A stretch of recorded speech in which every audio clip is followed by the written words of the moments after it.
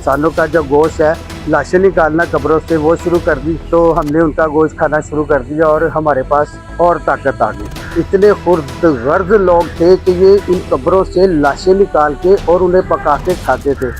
देखा कि जी चारपाई के नीचे एक लाश पड़ी हुई थी, एक औरत की लाश पड़ी हुई थी और उसकी एक टांग जो है वो गायब थी। अब जब उनसे पूछा कि उसकी टांग कहाँ गई तो उन्होंने जब बताया तो वहाँ पे मौजूद जो पुलिस एहलकार थे उनकी रूहें तक कांप गई कि किस तरह के ये आदमखोर इंसान है कि वो उसकी आधी टांग जो है उस औरत की वो पका कर खा चुके थे। और जो वहाँ पे पतीला साथ में पड़ा हुआ था उसमें उन्होंने देखा कि उन्होंने उसका पाँव बनाया हुआ था।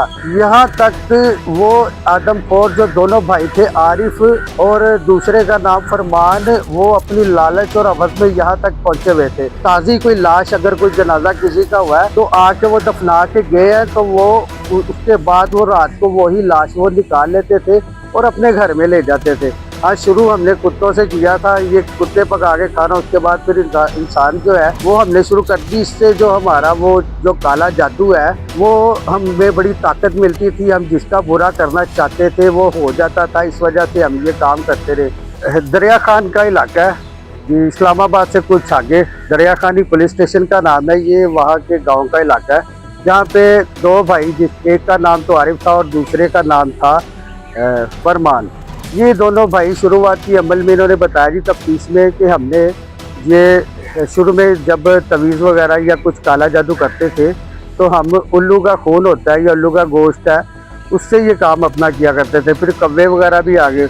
उसके बाद फिर जब जो हमारा ये जादू है ये हमारी वो उनका कहना जी जो ताकत उसकी बढ़ती गई तो ताकत के बढ़ते बढ़ते ही हमने कुत्तों का शुरू कर दिया। कुत्तों का शिकार करना शुरू किया, फिर कुत्ते पका के खाने हमने शुरू कर दिए। उसके बाद हमने जब ये हमारे पास और ताकत आ गई तो हमने उसके बाद फिर इंसानों का जो गोश्त है, लाशें निकालना कब्रों से वो शुरू कर दी। तो हमने उनका गोश्त खाना शुरू कर दिया और हमारे पास और ताकत आ गई। अब इसमें ये बात है कि कैसे हो सकता है कि जी इंसानी जो लाशें हैं, इंसानी जो गोश्त है उसको खाने से आपका जब जो काला जादू है उसकी जो ताकत है वो बढ़ जाती है। ये तो मेरी समझ से तो ये चीज़ें बालातर है। आमतौर पर हम देखते रहते हैं जी आस्थाने तो बने हुए हैं, काले जादू वगैरह भी लाहौर में, पाकिस्तान में हर जगह पे मौजूद है। वो भी लोग वहाँ पे हैं, वो भी अपना काम करते रहते हैं। और उसके अलावा आप ये भी देखें कि और जो है पाकिस्तानी हमारे शहरी वो भी माशाल्लाह से उनके पास जाते हैं, जो बड़ी हैरानकुन बात है कि उनको ऐसा नहीं करना चाहिए, उनको नहीं जाना चाहिए उनके पास। लेकिन ये जहालत है। अब वो इस जहालत में यहाँ तक बढ़ चुके हैं कि आप ये देखें ये कब्रिस्तान है। अब रात का जब टाइम हो तो यहाँ से हम लोग जो गुजरेंगे ना पास से तो इतना खौफ होता है कि हम रात को कोई आम शहरी नॉर्मल आदमी यहाँ से गुजर नहीं सकता। उनकी दरिंदगी का यहाँ से अंदाज़ा लगा लें कि ये कब्र है, ये कब्र इसके पास आते हुए डर खौफ लग रहा है। तो वो बंदा इधर आके ये कब्रें जो है वो सारी ये आके खोले, इनको ये निकाले, इधर से लाश निकाले और फिर उनको पका के खाए। ये हैरत वाली बात है। आप ये इधर से ही अंदाज़ा लगाएं कि वो कैसे आदमखोर और दरिंदा सिफ्त लोग इंसान थे कि वो इस तरह की कार्रवाइयाँ करते थे कि इंसान अपनी हवस लालच में यहाँ तक पहुँच सकता है। ये आप और मैं अगर रात का वक्त हो तो हम यहाँ से अंधेरा हो और कब्रिस्तान के पास से जब गुज़रते हैं, फातिहा पढ़ते हुए गुज़रते, इतना खौफ होता है कि यहाँ पे गुज़रा नहीं जाता। आम जो इंसान, आम जो शहरी है वो कब्रिस्तान के पास से अगर अंधेरा हो तो रात को गुज़रने से भी डरता है। लेकिन वहाँ पर आप इन दोनों भाइयों की शफ़ाक़ियत देखें कि ये इतने जालिम लोग थे, इतने खुर्द-गर्द लोग थे कि ये इन कब्रों से लाशें निकाल के और उन्हें पका के खाते थे।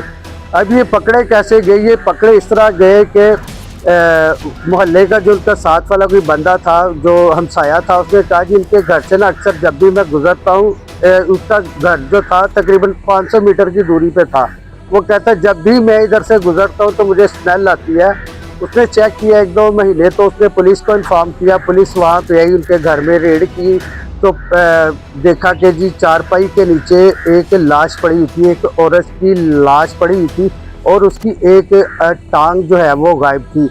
अब जब उनसे पूछा कि इसकी टांग कहाँ गई, तो उन्होंने जब बताया तो वहाँ पे मौजूद जो पुलिस एहलकार थे उनकी रूहें तक कांप गई कि किस तरह के ये आदमखोर इंसान है कि वो उसकी आधी टांग जो है उस औरत की वो पका कर खा चुके थे।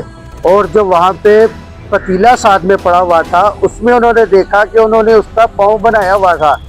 यहाँ तक वो आदमखोर जो दोनों भाई थे, आरिफ और दूसरे का नाम फरमान, वो अपनी लालच और हवस में यहाँ तक पहुँचे हुए थे। और ये मैं आपको बताते चलूँ नाज़रीन, उसके बाद उसको पकड़ा गया तो जाके देखा तो पाकिस्तान में जी लाशों से कब्रिस्तान से जो कब्रों से लाशें निकालते हैं उन पे कोई कानून नहीं है। उस वक़्त कानून जो था वो देखा उन्होंने, और वो दफ़ा जो थी वो थी 297।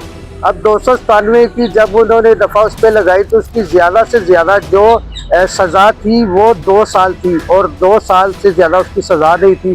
तो वो बहरहाल उन्होंने उसके ऊपर FIR दी और उसको आगे चलान करके जेल भेज दिया। अब वो 2 साल बाद फिर दोनों भाई आए, तो उन्होंने आके साथ ही उतनी देर तकरीबन 1-2 माह तो उन्होंने कुछ नहीं किया। 1-2 माह बाद फिर उन्होंने वहाँ का जो कब्रिस्तान का गौरगन था गुलाम हुसैन, उसने बताया जी यहाँ से फिर लाशें जो हैं वो गायब होना शुरू हो गई हैं। तो बातें फिर पूरे गांव में ऐसी फैलती गई कि ये दोनों भाइयों ने फिर आके अपनी दरिंदगी जो है वो शुरू कर दी है। तो जी ये लाशें जो है वो फिर इस तरह का काम उन्होंने शुरू कर दिया कि लाशें निकालनी शुरू कर दी है। अब वो जब पुलिस ने गुलाम हुसैन जो गोरकन था, वहाँ का केयर टेकर था कब्रिस्तान सा, उससे पूछा कि भाई ये तू अब हमें क्यों बता रहा है इतनी देर से। कहता जी मैं काफ़ी देर से ये दोनों भाइयों को देख रहा था कि अक्सर ये रात को कब्रिस्तान में आते थे, और ये मैं बड़ा परेशान होता था कि कब्रिस्तान इतनी रात को 12 बजे के बाद 2 बजे या 1 बजे वो वहाँ पे आते हैं, पता नहीं क्या करने आते हैं। अक्सर लोग जाते हैं जी कोई सदका वगैरह फेंक देते हैं, कुछ चीज़ें फेंकने के लिए वहाँ पे कब्रिस्तान का रुख करते हैं, वो फेंक के और चले जाते हैं। लेकिन को ये नहीं पता था कि वो जो ताज़ी कोई लाश, अगर कोई जनाजा किसी का हुआ है तो आके वो दफना के गए हैं, तो वो उसके बाद वो रात को वही लाश वो निकाल लेते थे और अपने घर में ले जाते थे। पहले तो ये करते पकड़े इस वजह से गए थे कि वो जो लाशें हैं वो घर में स्टोर कर लेते थे, इस वजह से वो पकड़ेगा। अब इन्होंने इस बार सोचा कि हम जो लाशें हैं ना वो हम अपने घर स्टोर नहीं करेंगे, अब हम जितना हमें पीस चाहिए होगा या जितना वो चाहिए होगा उसका हिस्सा, ठीक है, और जितने ऑर्गन हमें चाहिए होंगे वो हम ले लिया करेंगे और बाकी जो लाश है वो वहीं पे रहने देंगे। उन्होंने फिर अपना अमल शुरू कर दी। ये काफ़ी देर तक अमल चलता रहा, तकरीबन 2 साल ये फिर ऐसे ही चलता रहा। उसने जब शिकायत की कि मैं अक्सर ये मेरी जो भी कब्रें में आके उन पर मिट्टी डालता हूँ या देखता हूँ, तो वो कोई ना कोई कब्र जो है वो ऐसे लगता है जैसे इससे कब्र के साथ कोई छेड़छाड़ हुई है। तो जब ये पता चलता उस वक़्त फिर दोबारा पुलिस उसके पास आती है, फिर उनकी तफ्तीश करती है, और फिर उनके पास बच्चे की एक टांग उनके घर से फिर मिल जाती है। तो फिर उसकी दोबारा से पुलिस जब तफ्तीश करती है तो उनको फिर पूछते हैं वो कब से शुरू हुआ। वो कहते हैं कि ये हम आपको अर्सा तो नहीं बता सकते, हाँ शुरू हमने कुत्तों से किया था, ये कुत्ते पका के खाना, उसके बाद फिर इंसान जो है वो हमने शुरू कर दी। इससे जो हमारा वो जो काला जादू है वो हमें बड़ी ताकत मिलती थी, हम जिसका बुरा करना चाहते थे वो हो जाता था, इस वजह से हम ये काम करते रहे। अब वो जो लाशें हैं वो तकरीबन वो 100 से ऊपर की जायद बता रहे थे। तफ्तीश में उन्होंने बताया था कि ये 100 से ऊपर जो है लाशें वो हम इनकी जो है वो कर चुके, इनको हम पका के खा चुके हैं। ये जो तफ्तीश में उन्होंने बताया था वहाँ पे इनकी इस हरकत की वजह, इस दरिंदगी की वजह से पूरे इलाके में खौफ व हरास जो है वो फैल चुका था उस वक़्त कि ये कैसे आदमखोर 2 भाई हैं, इन्होंने आके कब्रिस्तानों से लाशें जो है वो गायब करना शुरू कर दी है। अब ये नाजरीन ये कैसे, अब अगर कोई नॉर्मली बंदा आप जैसा और मेरे जैसा अगर वो होगा तो वो इस तरह के काम तो नहीं कर सकता। हमारी तो सोच के रूह कांप उठती है कि हम तो कब्रिस्तान के पास से गुजरना भी, उसमें भी डर लगता है। और ये कैसे आदमखोर दोनों भाई थे कि इन्होंने ये काम शुरू कर दिया कि ये कब्रिस्तान आते थे, कब्रिस्तान से आके वो उनकी लाशें निकालते थे और उसके बाद उसको पका के खाते थे। बहरहाल ये चीज़ें ऐसे ही चलती रही। ये इलाका था इस्लामाबाद से आगे दरिया खान। अब दरिया खान वहाँ थाना जो है उसकी हदूद में ये कार्रवाई की गई। अब उनको जब दोबारा पुलिस ने उनको पकड़ा था तो उस वक़्त पुलिस ने फिर अपने पास से दफात वगैरह लगा के उनको जेल भेज दिया था। उनको 12 साल की सज़ा हो गई थी। अब 12 साल हो गए हैं, अब पता नहीं वो बाहर हैं या जेल से आ चुके हैं या जेल से आ चुके हैं या बाहर है, ये तो पता नहीं है। लेकिन क्या जो इंसान है, जो अशरफुल मखलूक़ात जिसको अल्लाह पाक ने बनाया है, वो इस तरह की कार्रवाइयाँ कर सकता है? ये सोच के ही रूह कांप जाती है। अब ये देखें हमारे जो मुल्क में इस तरह के पाकिस्तान में जो है ये जो आमिल वगैरह बने बैठे हैं, ये जो आस्थाने बनाए बैठे हैं, ये जहालत नहीं तो और क्या है। अब ये खुद ही आप अंदाज़ा लगाएं कि कैसे एक इंसान, एक मुर्दा जो जिस्म है, एक लाश है, उसको कैसे पका के खा सकता है। बहरहाल अल्लाह उनको हिदायत दे, तौफीक दे। अब मैं आपसे इजाज़त चाहता हूँ, मुझे मोहम्मद जहांगीर को इजाज़त दीजिए। अल्लाह हाफ़िज़।